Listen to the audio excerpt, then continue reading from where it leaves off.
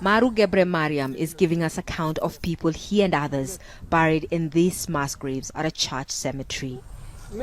They had nothing, he says. They were targeted because they are Amhara.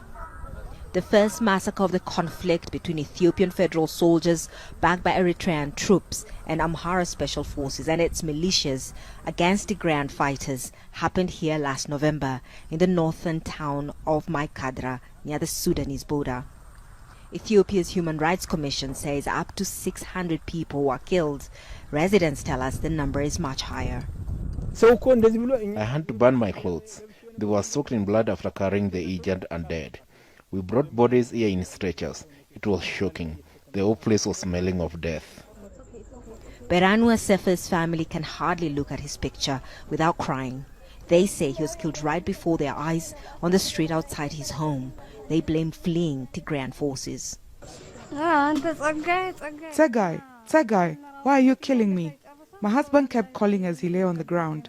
It was Tsegai who gave him the final blow. It was under the administration of the Tigray leadership, but nearly all have now fled, and the town is in the control of Amhara forces and the federal government.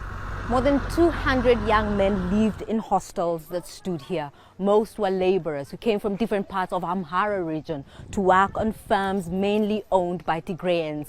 Witnesses tell us they were hacked with machetes, beaten, shot, and their hostels burned to the ground.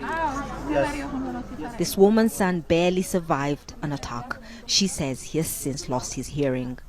There was blood on his head. It was also coming out of his ears when I found him. He was soaked in blood.